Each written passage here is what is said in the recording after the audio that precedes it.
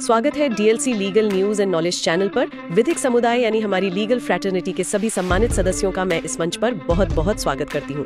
बिल्कुल। और हमारा तो हमेशा यही प्रयास रहता है कि कानूनी मामलों की सिर्फ ऊपरी परत ही नहीं बल्कि उनका गहराई से विश्लेषण किया जाए। सही कहा आपने। और आज के इस डीप डाइव का हमारा विषय भी कुछ ऐसा ही है जो हमें सोचने पर मजबूर कर देगा। आज हम छत्तीसगढ़ उच्च न्यायालय के 16 अप्रैल 2026 के एक बेहद महत्वपूर्ण फैसले पर चर्चा करने वाले हैं, मिलाऊ राम बनाम छत्तीसगढ़ राज्य। हाँ, क्रिमिनल अपील नंबर 538 ऑफ 2005। बहुत ही दिलचस्प केस है ये। बिल्कुल। और इस चर्चा का हमारा मुख्य उद्देश्य या कहिए मिशन ये समझना है कि कैसे SC/ST एक्ट और IPC की धाराओं के तहत किसी अपराध को साबित करने के लिए सिर्फ आरोप लगाना काफी नहीं होता। मतलब सिर्फ FIR दर्ज करा देना ही सब कुछ नहीं है। हाँ, अकाट्य साक्ष्य यानी अनइम्पीचेबल एविडेंस और कानूनी प्रक्रिया का सख्ती से पालन करना कितना जरूरी है ये हम आज देखेंगे। तो चलिए सबसे पहले इस मामले की पृष्ठभूमि पर आते हैं। घटना साल 2004 की है।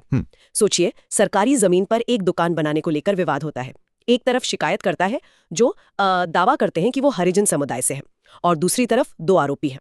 और FIR में आरोप लगता है कि आरोपियों ने जाति सूचक गालियां दी, थप्पड़ मारा और जान से मारने की धमकी दी। हाँ, और इसी आधार पर पुलिस ने IPC की धारा 294, 506 और SC/ST एक्ट की धारा 3(1)R के तहत मामला दर्ज कर लिया था। और ट्रायल कोर्ट ने उन्हें दोषी भी ठहरा दिया।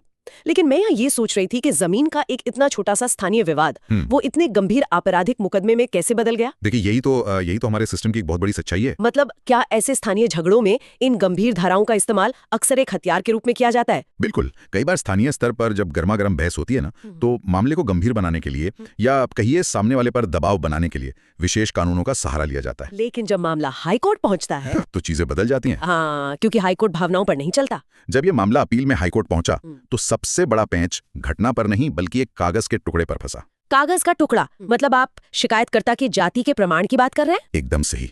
अभियोजन पक्ष ने जो जाति प्रमाण पत्र पेश किया था वो सिर्फ एक अस्थायी यानी टेम्पररी सर्टिफिकेट था। अच्छा, टेम्पररी था। हाँ, वो तहसीलदार द्वारा जारी किया गया था और उसकी वैधता सिर्फ 6 महीने की थी। अरे, मतलब अगर मैं इसे एक रोजमर्रा के उदाहरण से समझूं तो ये बिल्कुल वैसा ही है जैसे आप किसी इंटरनेशनल फ्लाइट में चढ़ने की कोशिश कर रहे हो और एयरलाइन स्टाफ को पासपोर्ट की जगह अपना लाइब्रेरी कार्ड दिखा दें। अरे, बहुत ही सटीक एनालॉजी दी आपने।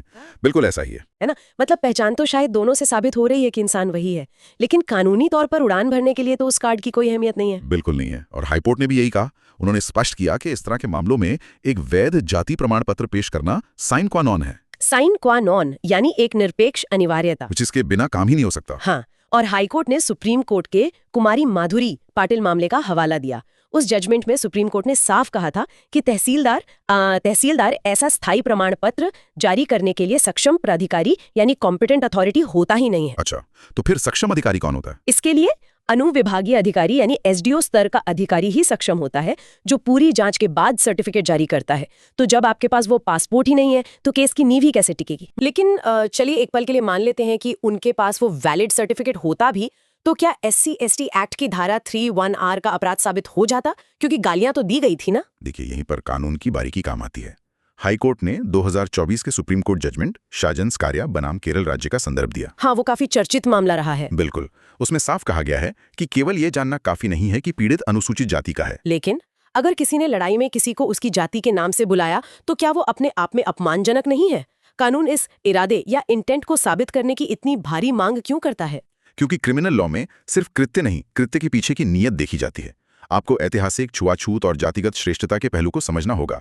SC/ST एक्ट इसलिए बना था ताकि उस जातिगत श्रेष्ठता के आधार पर होने वाले उत्पीड़न को रोका जा सके। तो मतलब गाली देना एक बात है, लेकिन विशेष रूप से जाति के आधार पर अपमानित करने के इरादे से गाली देना वो अलग बात है। एकदम सही कहा आपने। अपराध तब साबित होता है जब कृत्य विशेष रूप से अपमानित करने के इरादे से किया गया हो। इस मामले में झगड़ा सरकारी जमीन पर दुकान बनाने को लेकर था। यानी वो गुस्से में निकली हुई बातें थी। हाँ, वो जमीनी विवाद का गुस्सा था, न कि जातिगत श्रेष्ठता दिखाने का इरादा। इसलिए हाईकोर्ट ने SC/ST एक्ट के तहत दोषी सिद्धि को रद्द कर दिया। तो इरादा भी साबित नहीं हुआ और दस्तावेज भी वैलिड नहीं था। चलिए, ये तो समझ आ गया। लेकिन अब आते हैं IPC की धाराओं पर। ट्रायल कोर्ट ने धारा 506 पार्ट 2 के तहत भी तो सजा दी थी ना, जान से मारने की धमकी। हाईकोर्ट ने उसे क्यों खारिज कर दिया? हाँ, धारा 506। देखिए, आम बोलचाल में अगर कोई कहता है मैं तुम्हें जान से मार दूंगा तो वो हमें धमकी लगती है। बिल्कुल लगती है। कोई मुझे ऐसा बोलेगा तो मैं तो डर ही जाऊंगी। लेकिन IPC की धारा 506 के तहत कानूनी पैमाना अलग है। केवल शब्दों का उच्चारण काफी नहीं होता। अच्छा, तो फिर और क्या चाहिए होता है? अभियोजन पक्ष को ये साबित करना होता है कि उन शब्दों ने पीड़ित के मन में कोई अलार्म पैदा किया, मतलब कोई वास्तविक दहशत पैदा की, या उसे कोई ऐसा काम करने के लिए मजबूर किया जो वो नहीं करना चाहता था। हाँ, तो मतलब सिर्फ गुस्से में हवा में कह देना कि देख लूंगा तुझे, ये क्रिमिनल इंटिमिडेशन नहीं है। बिल्कुल नहीं। और इस केस में गवाहों के बयानों से ऐसा कुछ भी साबित नहीं हुआ कि शिकायतकर्ता सच में डर गया था या दहशत में आ गया था, इसलिए धारा 506 भी खारिज हो गई। अब ये देखिए ना, ये कितनी अजीब विडंबना है। मतलब जान से मारने की धमकी कानूनी तौर पर टिक नहीं पाई, लेकिन उसी घटना में धारा 294 यानी सार्वजनिक स्थान पर अश्लीलता का जो आरोप था, उसे हाईकोर्ट ने सही माना और बरकरार रखा। हाँ, और इसके पीछे का कानूनी तर्क बहुत ही शानदार है। तो धमकी खारिज हो गई और अश्लीलता साबित हो गई, ऐसा कैसे? देखिए, अश्लीलता या ऑब्ससिनिटी की परिभाषा को समझना होगा। हाईकोर्ट ने सुप्रीम कोर्ट के आनंद पटवर्धन और हाल ही के 2024 वाले अपूर्वा अरोड़ा मामले का संदर्भ दिया। हाँ, अपूर्वा अरोड़ा वाला केस तो बहुत न्यूज में था। बिल्कुल। उसमें सुप्रीम कोर्ट ने स्पष्ट किया था कि केवल अभद्र भाषा यानी वल्गैरिटी अश्लीलता नहीं है। अश्लीलता के लिए ऐसे शब्द होने चाहिए जो कामुक यानी सेक्सुअल या लस्टफुल विचार पैदा करें। तो क्या इस मामले में ऐसे शब्दों का इस्तेमाल हुआ था? जी हाँ, अभियोजन पक्ष के 2 स्वतंत्र गवाह थे, संजय साहू और मनोज कुमार साहू। उन्होंने कोर्ट में साफ साफ गवाही दी कि आरोपियों ने ऐसे ही कामुक गालियों का प्रयोग किया था। और मजे की बात देखिए, बचाव पक्ष के वकीलों ने क्रॉस एग्जामिनेशन यानी जिरा के दौरान इस पॉइंट पर गवाहों से कोई सवाल ही नहीं पूछा, उन्होंने इसे काटा ही नहीं। अरे बाप रे, मतलब बचाव पक्ष ने उस गवाही को चुनौती ही नहीं दी? बिल्कुल।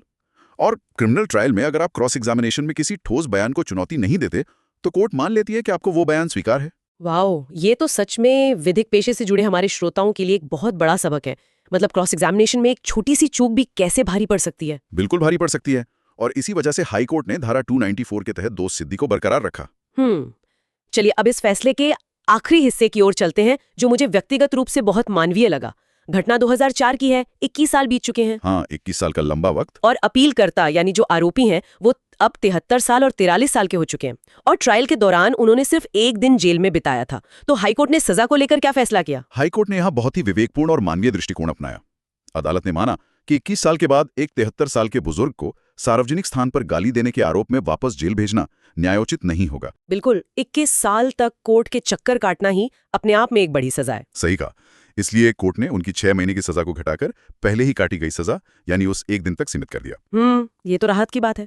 लेकिन साथ ही जुर्माना 500 रुपए से बढ़ाकर 2000 रुपए कर दिया गया, और ये निर्देश दिया गया कि जुर्माने की जो अतिरिक्त राशि है वो पीड़ित को मुआवजे के रूप में दी जाए। बहुत ही संतुलित फैसला है। मतलब न्याय भी हुआ, सजा का ठप्पा भी लगा और मानवीय आधार पर राहत भी दी गई। बिल्कुल, न्याय का असली उद्देश्य यही है। तो अगर हम इस पूरी चर्चा का सार निकालें तो ये साफ है कि न्याय व्यवस्था भावनाओं या महज एफआईआर में लगाए गए आरोपों पर नहीं चलती। वो चलती है प्रक्रिया पर, सक्षम अधिकारियों के दस्तावेजों पर, इरादा यानी इंटेंट पर और ठोस सबूतों पर, और जिरह की कला पर भी। हाँ, जिरह की कला तो सबसे अहम है। मैं DLC legal news and knowledge channel के सभी सम्मानित सदस्यों और कानूनी पेशेवरों से अनुरोध करूंगी कि आप इस मामले पर अपनी राय और टिप्पणियां जरूर साझा करें। बिल्कुल, हमें आपके कमेंट्स का इंतजार रहेगा। और हाँ, इस ज्ञानवर्धक विश्लेषण को अपनी प्रोफेशनल नेटवर्क में भी जरूर शेयर करें ताकि इस कानूनी बहस को और आगे बढ़ाया जा सके। बिल्कुल शेयर करना चाहिए। लेकिन जाते जाते एक ऐसा विचार है जो मुझे काफी परेशान कर रहा है, लेकिन ये सोचने पर मजबूर जरूर करता है। क्या विचार है? देखिए, जब हमारी न्यायपालिका SC/ST एक्ट जैसे मामलों में वैध प्रमाण पत्र यानी उस साइन क्वा नॉन की इतनी सख्त मांग करती है, तो क्या हम अनजाने में उन हाशिए पर खड़े असली पीड़ितों के लिए न्याय का रास्ता और भी मुश्किल नहीं बना रहे हैं? ये एक बहुत ही गंभीर सवाल है। मतलब ऐसे कितने ही लोग होंगे जिनके पास शायद उचित सरकारी दस्तावेज बनवाने के साधन ही ना हो या ब्यूरोक्रेसी तक उनकी पहुंच ही ना हो। तो क्या सिर्फ एक कागज या दस्तावेज का अभाव उस अन्याय के सच को झुठला सकता है जो उन्होंने वाकई में झेला है? ये एक ऐसा विरोधाभास है जिस पर कानूनी व्यवस्था को सोचना ही होगा। बिल्कुल, हम इस सवाल को अपनी लीगल फ्रेटर्निटी के विचार के लिए यहीं छोड़ते हैं। इस पर सोचिएगा जरूर। हमारे साथ जुड़ने के लिए बहुत बहुत धन्यवाद।